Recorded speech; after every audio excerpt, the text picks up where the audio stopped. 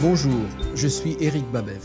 Je vous propose d'écouter la seconde partie de la vidéo « Comment avoir une vie fructueuse » où il sera toujours question du premier principe que nous avons commencé à examiner dans la première partie, être branché sur la source de puissance. Je vous rappelle que cette vidéo fait partie d'un enseignement qui est normalement réservé aux abonnés de notre programme de formation en ligne TLCD. Si vous voulez en savoir davantage sur ce programme, le lien sous cette vidéo vous permettra de le faire.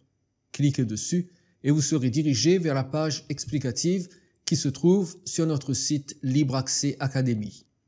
Avant de vous laisser regarder cet enseignement, je voudrais attirer votre attention sur ce qui vous attend dans votre espace membre lorsque vous devenez un abonné de TLCD.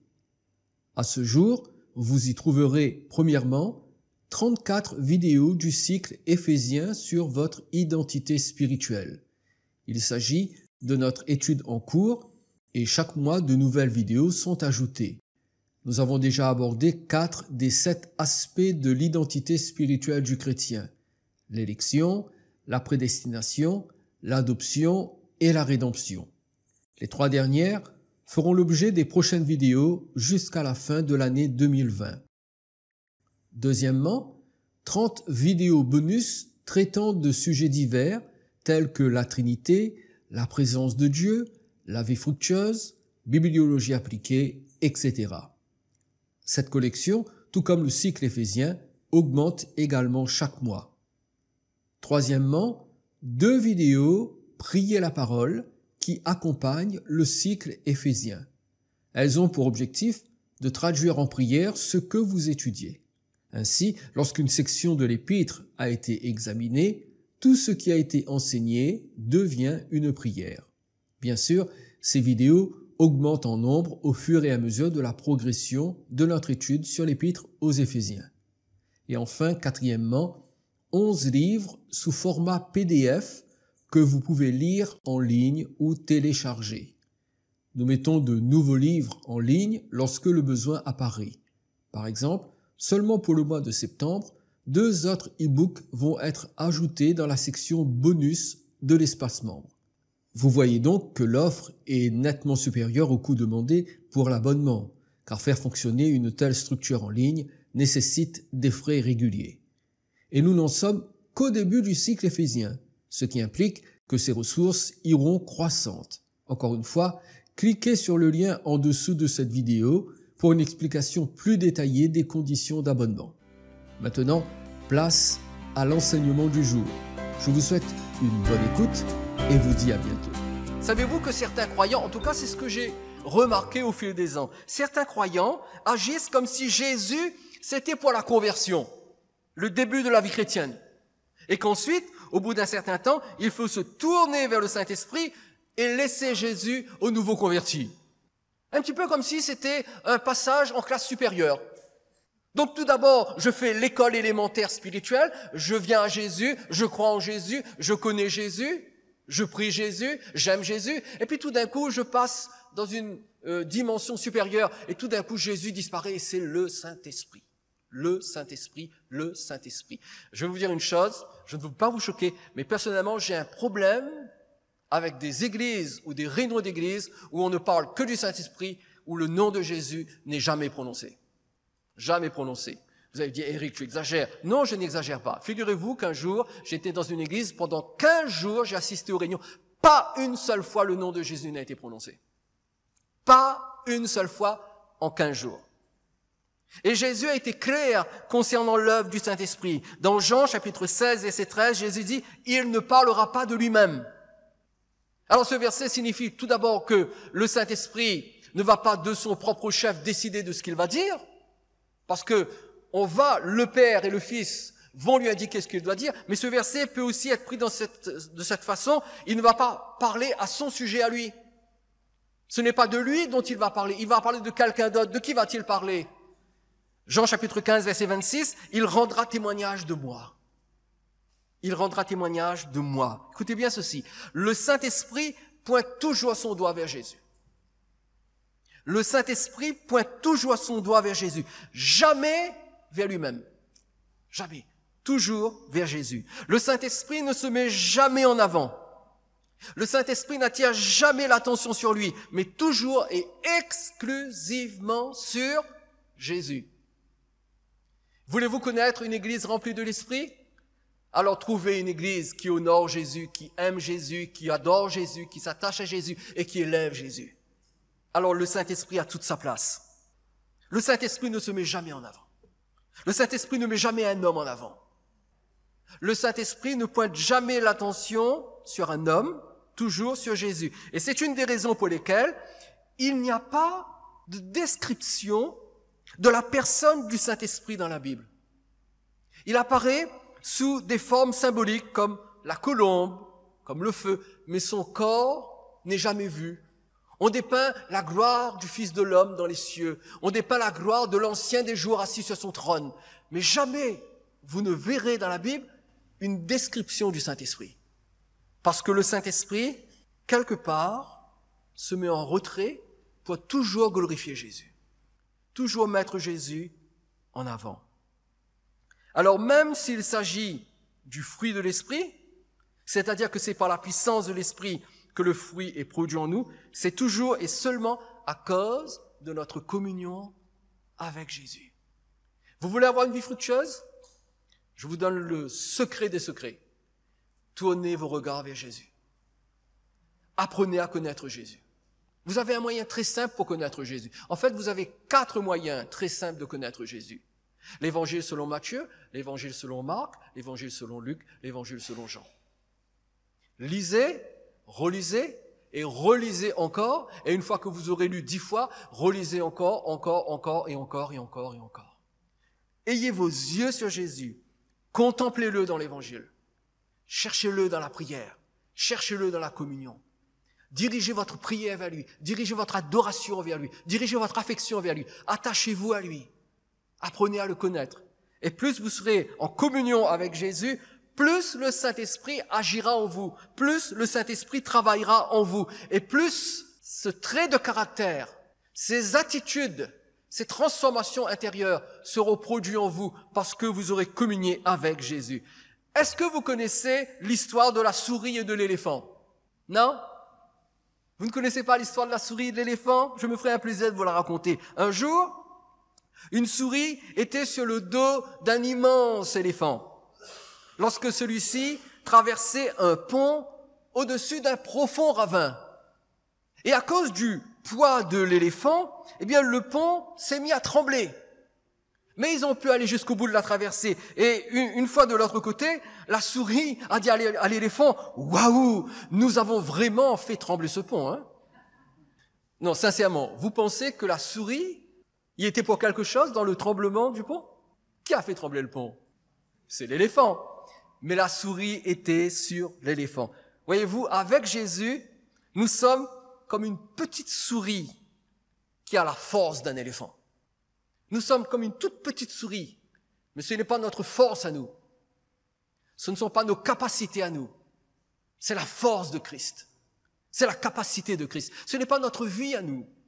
C'est la vie de Christ en nous, par le Saint-Esprit. Ce n'est pas par nos aptitudes personnelles, mais c'est parce que Christ vit en nous, par le Saint-Esprit, que nous développons une vraie intimité avec lui. Et là, c'est à partir de là que nous pouvons porter du fruit. Parce que nous développons une intimité avec Jésus. C'est pourquoi Paul dit dans Philippiens chapitre 4, verset 13, « Je puis tout par celui qui me fortifie. » Et celui qui me fortifie, c'est Christ. Le trésor d'un chrétien, c'est Christ. La richesse d'un chrétien, c'est Christ. Ne dites jamais, oh, tu sais Eric, moi j'ai 20 ans de conversion maintenant, ça y est, pour moi c'est le Saint-Esprit. Non, tu te trompes. Ça a toujours été et ce sera toujours Jésus. Alors tes yeux, ton cœur, ton affection doivent être placés en Jésus. Venons à Jésus chaque jour dans la prière. Chaque jour, soumettons notre vie à Jésus. Quelquefois les gens disent, oui, mais j'ai soumis ma vie à Jésus quand je me suis converti il y a 10 ans.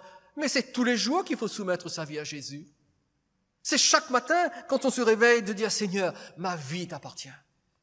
Ma vie est sur l'autel. Tu es mon maître, Jésus. C'est tous les jours qu'il faut le faire. Abdiquons devant lui et notre vie sera fructueuse. Vous savez, lorsqu'on parle de communion avec Jésus, quelquefois les chrétiens sont un peu effrayés. Ils se disent, ouais, mais c'est difficile la communion avec Jésus. C'est beaucoup plus facile de lire Femme actuelle que de communier avec Jésus. Mais voyez-vous, la communion avec Jésus n'est pas compliquée. Premièrement, n'essayez pas de ressentir quoi que ce soit. Le premier piège dans lequel tombent les chrétiens concernant la communion avec Jésus, c'est d'essayer de ressentir.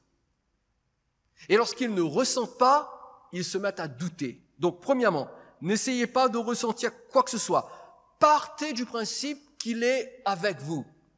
Il a dit, je ne te délaisserai pas, je ne t'abandonnerai pas, voici, je suis tous les jours avec vous. Il est avec vous tous les jours. Si votre cœur s'est ouvert et que Jésus est venu habiter en vous, il est là. Ah oui, mais tu sais, je ne le sens pas. Et alors, ça fait une différence? Jésus est un menteur? Jésus est-il fidèle ou non? Il est fidèle. S'il a dit qu'il est là, il est là. Même si vous ne le sentez pas, il est là. Quelquefois, on se lève le matin, on se dit, oh là, il n'y a pas de soleil aujourd'hui. Comment il n'y a pas de soleil? Mais si, il y a du soleil. Mais regarde tous ces nuages. Oui, il y a les nuages qui te cachent le soleil, mais le soleil est là. Et tu verras tout à l'heure, il y aura un coup de vent, les nuages vont partir et tu verras le soleil. Le soleil est là. Christ, le soleil de la justice, est toujours là dans notre vie. Quelquefois, il y a les nuages du découragement, les nuages de la fatigue, les nuages de la frustration qui nous font croire qu'il n'est pas là. Et nous avons trop tendance à écouter le témoignage de ce que nous ressentons plutôt que le témoignage de ce que Jésus dit dans sa parole. Et il dit toujours la vérité. S'il dit qu'il est avec nous, il est avec nous. Donc partez du principe qu'il est toujours avec vous. Parlez-lui aussi souvent que vous le voulez dans le secret de votre cœur. Vous pouvez toujours lui parler. Vous n'avez pas besoin d'être dans une position spéciale. Vous n'avez pas besoin d'avoir les yeux fermés, d'avoir les mains levées. Vous n'avez pas besoin d'être à genoux, non. Lorsque vous allez au travail, bien sûr, soyez concentrés sur votre travail, ne faites pas n'importe quoi. Lorsque vous êtes avec des gens, lorsque vous êtes en public, dans le secret de votre cœur, vous pouvez lui parler. Vous pouvez lui dire tout. Vous pouvez tout lui partager. Vous pouvez tout lui dire. C'est votre plus grand ami. Il s'attend à ce que vous partagez avec lui vos secrets les plus intimes. Parlez avec Jésus. Entretenez une communion secrète avec lui dans votre cœur. Et cette communion secrète dans votre cœur influencera vos attitudes, vos paroles, vos comportements. Et vous allez devenir de plus en plus conscient de ce qui lui déplaît et de plus en plus, vous allez voir en vous s'augmenter le désir de ne pas l'attrister. Mais ça vient alors que vous communiez avec lui, que vous marchez avec lui, que vous l'incluez dans votre vie quotidienne. Jésus n'est pas seulement quelqu'un que vous rencontrez lorsque vous venez au culte ou le matin lorsque vous prenez 10 minutes pour lire la Bible et prier. Non, Jésus est avec vous constamment, toutes les secondes, de toutes les heures, de toute la journée, de tous les jours, de toutes les semaines, de tous les mois et de toutes les années. Il est là avec vous. Et cette communion à l'intérieur va donc créer chez vous de nouvelles dispositions. Cette communion va créer chez vous de nouveaux désirs. Elle va créer chez vous une nouvelle vitalité, une nouvelle énergie pour vous conformer à ce que dit la Bible. Pourquoi? Parce que alors que vous communiez avec Jésus, simplement, par la foi, vous lui faites confiance, vous communiez avec lui, vous marchez avec lui, vous parlez avec lui, eh bien, sa vie, la vie de la vigne, prend de plus en plus de place en vous, parce que vous êtes, vous, un sarment. Vous êtes attaché à la vigne, et la vie de la vigne coule en vous, et donc les choses deviennent de plus en plus nouvelles chez vous, et vous commencez à porter le fruit, et le fruit se développe. Et votre caractère change, votre personnalité change, votre façon de réagir change, vos goûts changent, vos paroles changent. Pourquoi? Parce que la vie coule en vous, c'est la vie. Nous, les pasteurs, nous ne pouvons pas vous imposer les mains pour forcer le fruit de l'esprit en vous. Ça ne marchera jamais. Vous ne pouvez même pas jeûner pendant 10 jours pour que le fruit de l'esprit pousse en vous. Bien évidemment, si vous jeûnez, vous augmentez votre communion avec Jésus. Alors là, oui, le fruit de l'esprit augmente en vous. Mais le fruit de l'esprit est le résultat de votre communion avec Jésus. Ça, c'est le premier aspect. Le second aspect, je termine. Le Père prend soin de nous. Premièrement, être branché sur la source de puissance signifie que Jésus est à l'origine de la production du fruit en nous. Deuxièmement, être branché sur la source de puissance signifie que le Père prend soin de nous parce que le Père est le vigneron. C'est-à-dire qu'il est le propriétaire de la vigne. Vous prenez soin de votre voiture, vous? Vous prenez soin de votre maison? Vous prenez soin de vos vêtements? Mais alors, est-ce que vous prenez soin de la voiture du voisin? Est-ce que c'est vous qui lavez les vêtements du voisin? C'est vous qui nettoyez la maison du voisin? Normalement, non, sauf si vous voulez lui rendre service, et c'est tout à votre honneur. Mais c'est de vos affaires à vous dont vous prenez soin. Eh bien, voyez-vous, nous sommes la vigne du Seigneur, parce que nous sommes attachés à Jésus. Nous sommes la vigne de Jésus, nous sommes la vigne de Dieu, et le Père est le vigneron. Quand nous sommes unis à Jésus, nous devenons la vigne qui appartient au Père. Et que fait le Père? Le Père s'occupe de nous. Voyez-vous, le vigneron est un expert dans la culture des raisins. Il sait comment s'occuper d'une vigne pour qu'elle produise plus de raisins et surtout que ce soit de bons raisins. En tant que vigneron, le Père est le propriétaire de la vigne et nous sommes sa vigne. Le Père, c'est notre expert à nous. Il nous connaît mieux que quiconque. Il sait exactement comment nous traiter, comment s'occuper de nous pour que nous portions plus de fruits et de meilleurs fruits. Et parce que le Père est le vigneron, voyez-vous, nous sommes sa vigne. Donc, que fait un vigneron? Il s'attend à ce que sa vigne produise des raisins. On est bien d'accord? Eh bien, de la même façon, en tant que vigneron, le Père est le propriétaire de la vigne, donc nous sommes la propriété du Père, et Dieu pense à nous, écoutez bien ce que je veux dire, Dieu pense à vous et à moi en termes de bénéfices. En termes de bénéfices. Qu'est-ce que je veux dire par là? Ce que je veux dire, c'est que le Père s'attend à ce que nous portions du fruit. Parce qu'il est le vigneron. Il ne se contente pas de dire « Qu'elle est belle ma vigne. J'ai une vigne. » Mais une vigne qui ne produit pas de raisin, à quoi ça sert? À rien. Eh bien, oui, vous et moi, nous sommes la vigne du Seigneur, mais Dieu s'attend à ce que nous portions du fruit. Donc, il pense à nous en termes de bénéfices. Le fruit de l'Esprit, ce sont les bénéfices que le Père fait à cause de nous. Le Père est responsable de sa vigne. Il en prend soin pour qu'elle soit productive et qu'elle sert ses intérêts. Et je n'exagère pas lorsque je dis que la vigne doit servir les intérêts du Père. Regardez ce qui est écrit dans Matthieu, chapitre 21, verset 43, et je lis toujours dans la Nouvelle Bible Second. Et c'est Jésus qui parle. Jésus dit, « C'est pourquoi je vous le dis, le règne de Dieu vous sera enlevé et sera donné. » Enlevé pour être donné. Donné à une nation qui en produira quoi? Les fruits. De quoi Jésus parle-t-il ici? Eh bien, Jésus parle de Dieu le Père, qui voulait qu'Israël porte du fruit pour sa gloire. Mais parce que Israël a négligé de porter du fruit, parce qu'Israël n'a pas obéi à l'ordre de Dieu, eh bien, qu'est-ce que Dieu a fait? Dieu a momentanément rejeté Israël et a donné à l'Église la responsabilité de porter du fruit. C'est ce que Jésus dit. Le royaume vous est enlevé, donné à une autre nation qui en produira les fruits. Donc, le Père s'attend à ce que vous, en tant que membre d'Église, vous produisez du fruit. C'est son bénéfice à lui. C'est ce qu'il recherche chez vous et chez moi. Et si Jésus est à l'origine de la production des fruits spirituels dans notre vie, le Père en est le superviseur, celui qui prend soin de la vigne. Voyez-vous, en tant que vigneron, le Père n'agit pas comme un observateur. Le Père agit comme un investisseur. Il n'observe pas seulement sa vigne, mais il investit dans sa vigne. Il fait tout ce qu'il faut pour que la vigne produise du fruit. Alors ne vous étonnez pas s'il y a certains événements qui se produisent dans votre vie, s'il y a certaines situations qui tout d'un coup surgissent dans votre vie. Ces événements et ces situations, parfois, sont permises par Dieu pour vous aider à porter encore plus de fruits. Parce qu'il supervise la vigne que vous êtes. Et il investit en vous. Et si nous constatons que nous ne portons pas les fruits attendus par Dieu, que devons-nous faire? Nous ne devons pas attendre passivement, parce que voyez-vous, nous l'avons lu tout à l'heure, si quelqu'un ne porte pas de bons fruits, il est coupé et jeté dehors. Si nous constatons que le fruit n'est pas abondant en nous, qu'il y a un manque de fruits, il faut être honnête envers soi-même. D'accord? Honnête. Si nous réalisons que nous ne portons pas suffisamment de fruits qui sont attendus par Dieu, eh bien, qu'est-ce que nous devons faire? C'est Jésus qui nous indique ce que nous devons faire. Jean chapitre 15, verset 7, toujours dans la Nouvelle Bible Second, Jésus dit, « Si vous demeurez en moi et que mes paroles demeurent en vous, demandez ce que vous voudrez, et cela vous arrivera. » Est-ce qu'il y a un manque de fruits dans votre vie? Qu'est-ce qu'il faut faire? Eh bien, il faut le demander au Père. Vous savez, Jacques dit, Si quelqu'un d'entre vous manque de sagesse, il parle de sagesse là. Si quelqu'un d'entre vous manque de sagesse, qu'il la demande à Dieu, qui donne à tous simplement sans reproche. Sans reproche. Si vous venez devant le Père, vous dites, Père, je manque de patience. Le Père ne va pas vous regarder en croisant les bras en disant, ah bon? Tu es impatient, espèce de petit chenapan? Non. Il ne vous fait aucun reproche. Tu manques de patience, mon enfant?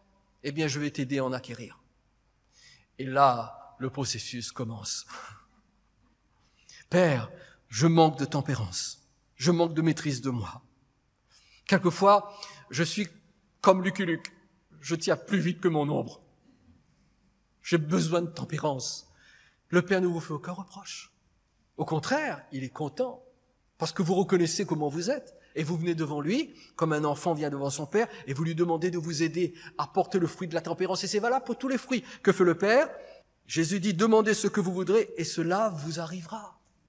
Et comme toute prière doit être adressée au Père, nous devons lui demander de nous aider à porter plus de fruits spirituels afin de rendre notre vie plus fructueuse. Parce que Dieu veut que notre vie soit fructueuse. C'est une exigence de sa part. Alors vous comprenez, lorsque nous venons devant lui et nous lui disons, Père, je veux porter plus de fruits de l'esprit. Je veux manifester plus d'amour.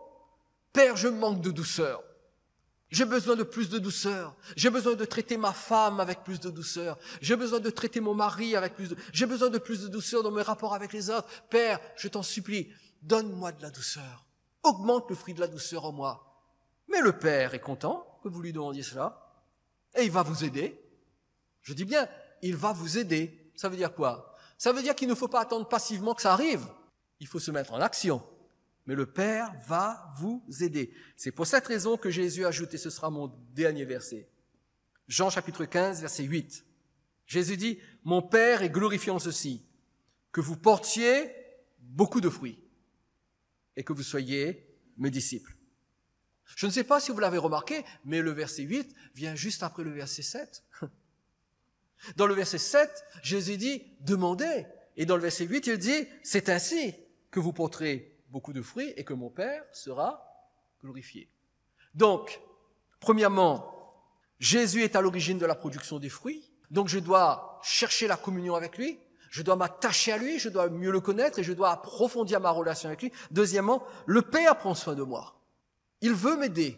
Il veut m'aider à avoir une vie fructueuse. Alors, je peux le lui demander. Alors, la première chose à faire pour avoir une vie fructueuse, c'est d'être branché sur la source de puissance, c'est-à-dire dépendre de Jésus et dépendre du Père. Nous attacher à Christ et prier le Père et nous reposer sur le Fils et sur le Père pour que le fruit abonde en nous. Ça, c'est le premier principe. Portons plus de fruits dans notre vie. Ayons une vie fructueuse à la gloire de Dieu.